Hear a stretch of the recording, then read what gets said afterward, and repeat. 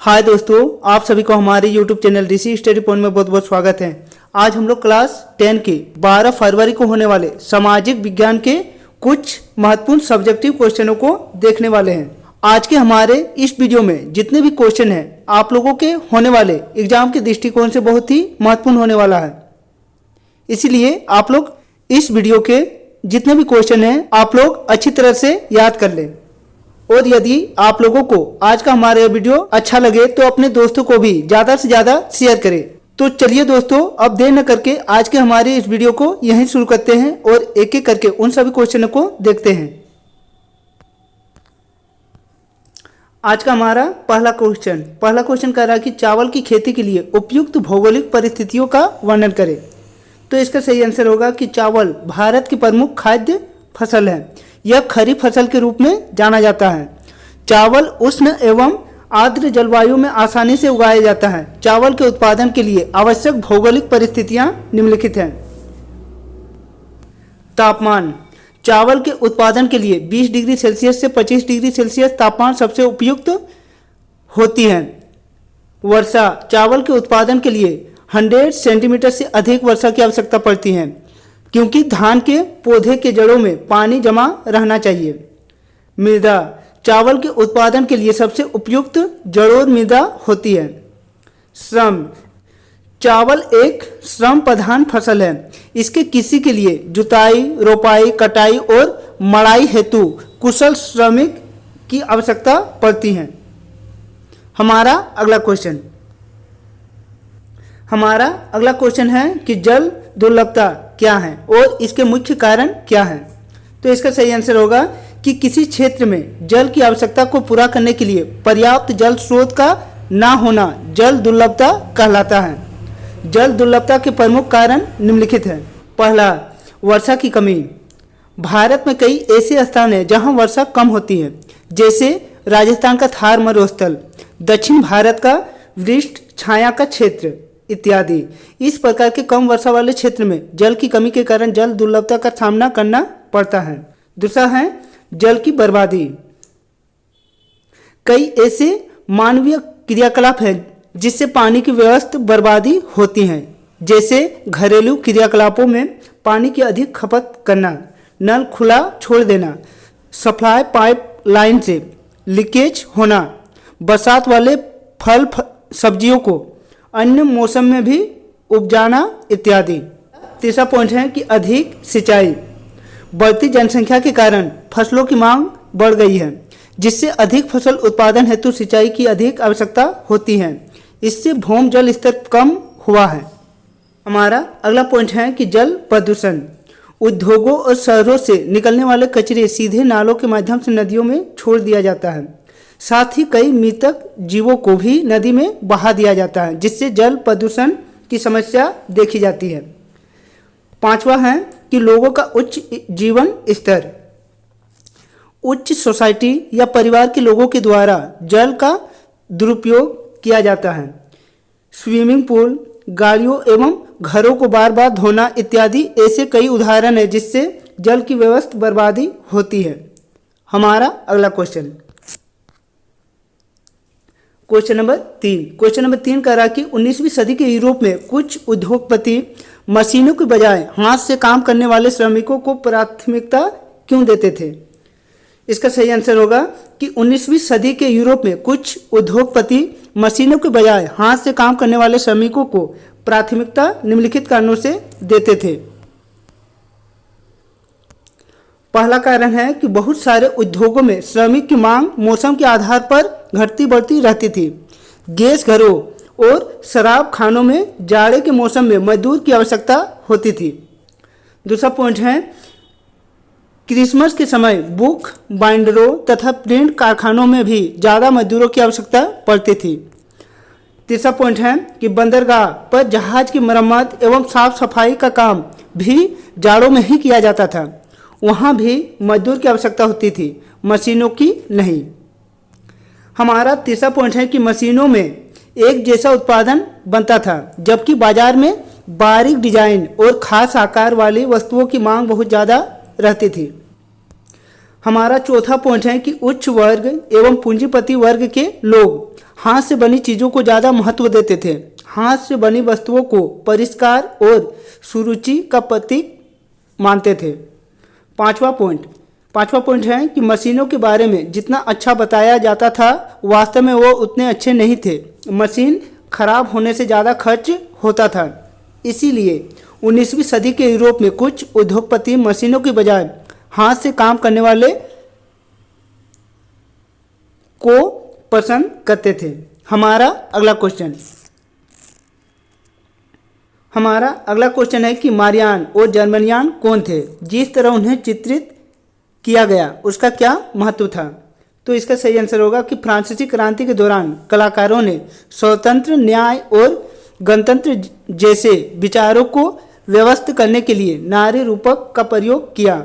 France में उसे लोकप्रिय ईसाई नाम मारियान दिया गया था, जिसने जन राष्ट्र के विचारों को रेखांकित किया। उनके चिन्ह भी स्वतंत्र और गणतंत्र के थे, लाल टोपी, तिरंगा और कलगी। मारियान की प्रतिमाएं सार्वजनिक चौक चौराहों पर लगाए गए ताकि जनता को एकता के राष्ट्रीय प्रतीक की याद आती रहे और लोगों का विश्वास बना रहे। मारियान की छवि सिक्कों और डाक टिकटों पर अंकित की गई। वहीं जर्मन राष्ट्र का रूपक बन गई।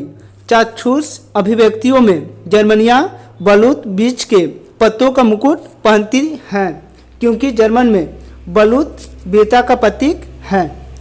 हमारा अगला क्वेश्चन नंबर 5 कह रहा है कि कल्पनादर्श क्या है? तो इसका सही आंसर होगा कि एक ऐसा समाज की कल्पना करना जो इतना आदर्श है कि उसका साकार होना लगभग असंभव होता है, उसे कल्पनादर्श या यूटोपिया के रूप में जाना जाता है। हमारा अगला क्वेश्चन कह रहा है कि पिकेटिंग से क्या समझते हैं? तो इसका सही आंसर होगा कि प्रदर्शन या विरोध का ऐसा स्वरूप जिसमें लोग किसी दुकान, कारखाना या ऑफिस के भीतर जाने का रास्ता रोक लेते हैं। उस विरोध प्रदर्शन को पिकेटिंग के नाम से जाना जाता है। हमारा अगला क्वेश्चन कह रहा है कि 17वीं सदी में यूरोपीय शहरों के सौदागर गांवों में किसानों और कारीगरों से काम करवाने लगे। व्याख्या करें। तो इसका सही आंसर होगा कि 17वीं सदी में विश्व व्यापार के विस्तार और दुनिया के विभिन्न भागों में उपनिवेश की स्थापना के कारण वस्तुओं की मांग बढ़ने लगी थी। इस मांग को पूरा करने के लिए शहरों में उत्पादन बढ़ाया जा सकता था, क्योंकि शहरों में शहरी दस्तकारी और व्यापार गिल्डर्स काफ़ी प्रभावशाली थे। पहला पॉइंट है कि गांव के गरीब काश्तकार, दस्तकार और छोटे किसान आमदनी के लिए नए स्रोत ढूंढ रहे थे। दूसरा ऑप्शन है कि शहर के सौदागर जब गांव में आए तो उन्होंने वस्तुओं के उत्पादन के लिए काश्तकार और दस्तकार को पेशगी रकम दी, जिससे वे काम करने के लिए तुरंत तैयार हो गए। अगला पॉइंट है कि इस व्यवस्था में शहरों और गांवों के बीच एक घनिष्ठ संबंध विकसित हुआ। सौदागर शहर में तो रहते थे, लेकिन उनका ज़्यादातर काम गांव में चलता था। वस्तुओं का उत्पादन कारखानों के बजाय घरों में होता था और उन पर सौदागरों का पूर्ण नियंत्रण रहता था। हमारा अगला क्वेश्चन नंबर 8 का रहा कि खाद्य उपलब्धता पर तकनीक के प्रभाव को दर्शाने के लिए इतिहास से 2 उदाहरण दें। तो इसका सही आंसर होगा कि खाद्य उपलब्धता पर तकनीक के 2 प्रभाव उल्लेख निम्नलिखित प्रकार से हैं। पहला, तेज चलने वाली रेलगाड़ियां बनी, बोगियों का भार कम किया गया एवं जल पोतों का आकार बढ़ाया गया, जिससे किसी भी उत्पादन को खेतों से दूर के बाजारों में कम लागत पर पहुंचाया जा सकता था। दूसरा पॉइंट है कि पानी के जहाज़ों में रेफ्रिजरेटर की तकनीक स्थापित करने से खाने पीने के सामानों को एक स्थान से दूसरे स्थान पर पहुंचाने में आसानी हो गई। जल्दी खराब होने वाले खाद्य पदार्थ को रेफ्रिजरेटर और कंडेंसर द्वारा लंबी दूरियों तक ले जाया जाने लगा। इस प्रकार से खाद्य उपलब्धता पर तकनीक के प्रभाव को देखा जा सकता था। हमारा अगला क्वेश्चन नंबर 9 कह रहा है कि वर्षा जल संग्रहण के क्या उद्देश्य हैं? तो इसका सही आंसर होगा कि बारिश के पानी को छत पर, घर के बगल में कुंड या भूमिगत टैंक में खाली पड़े भूभाग पर ट्रेंच बनाकर डोभा, तालाब, डैम आदि रूपों में संग्रहित किया जाता है। वर्षा जल संग्रहण के निम्नलिखित उद्देश्य हैं। पहला, घरेलू कार्यों में उपयोग के उद्देश्य से वर्षा जल को छत पर, घर के नीचे कुंड या भूमिगत टैंक के रूप में संग्रहण का उद्देश्य घरेलू कार्यों में पानी की जरूरतों को पूरा करना है। दूसरा है कि भूमिगत जल में वृद्धि के उद्देश्य से घर के बगल में खराब चापानल, बेकार कुएं, खाली पड़े भूमि पर टैंच आदि में वर्षा जल को एकत्रित किए जाने का प्रमुख उद्देश्य भूमिगत जल में वृद्धि करना है।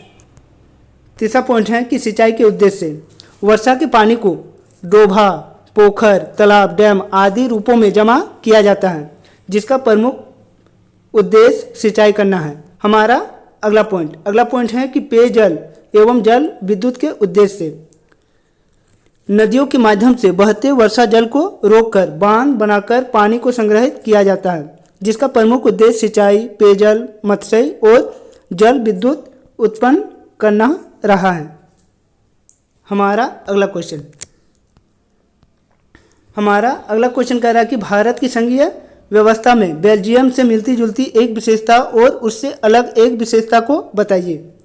तो इसका सही आंसर होगा कि भारत और बेल्जियम में संघीय व्यवस्था के मिलते जुलते और असमानता वाले बातें देखने को मिलता है।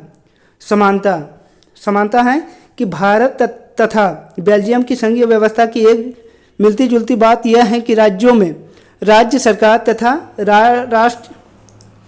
राष्ट्रीय स्तर पर केंद्र सरकार के बीच राजनीतिक शक्तियों का बंटवारा है।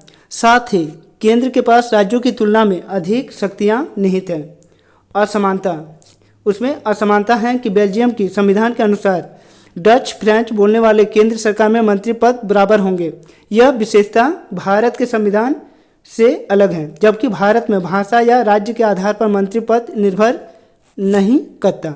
हमारा अगला क्वेश्चन नंबर 11 कह रहा है कि प्रत्यक्ष बेरोजगारी और मौसमी बेरोजगारी में क्या अंतर है।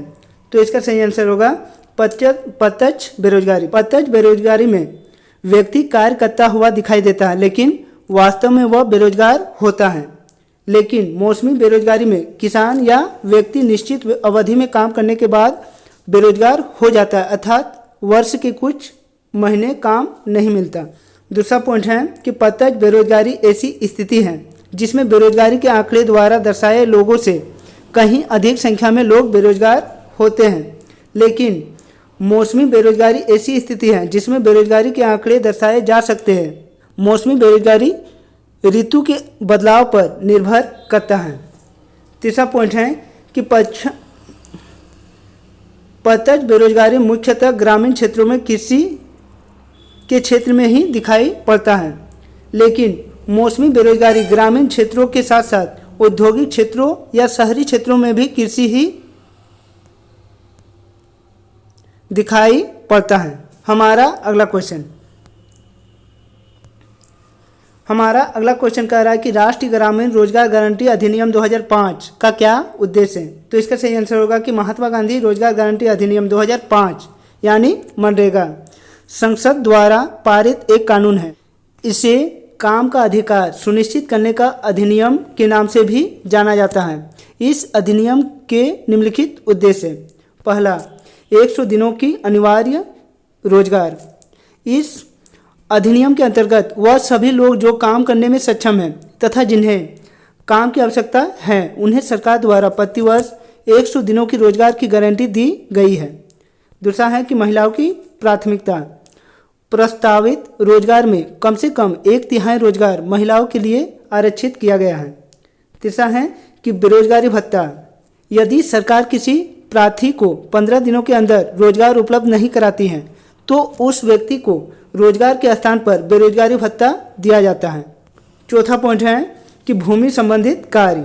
इस अधिनियम में भूमि सुधार से संबंधित कार्य को प्राथमिकता दी गई है। इसके लिए भूमि संरक्षण, जल संरक्षण, वृक्षारोपण आदि कार्य सम्मिलित किए गए हैं। पांचवा है कि कार्य क्षेत्र। इस अधिनियम के अंतर्गत इच्छुक व्यक्ति को 5 किलोमीटर के अंदर काम उपलब्ध कराया जाता है। उपयुक्त उद्देश्यों को लेकर मनरेगा 2005 संसद से पारित किया गया था। तो दोस्तों, यदि आप लोगों को आज का हमारा यह वीडियो अच्छा लगा हो और यदि आप लोग हमारे इस चैनल में नए आए हैं तो हमारे इस चैनल को सब्सक्राइब कर ले और बेल आइकन को दबा ले, ताकि हमारे इस चैनल में जब भी इस तरह का कोई नया वीडियो अपलोड हो आप तक नोटिफिकेशन सबसे पहले पहुंचे। तो चलिए दोस्तों, और एक नए वीडियो के साथ फिर मिलते हैं, तब तक के लिए बाय।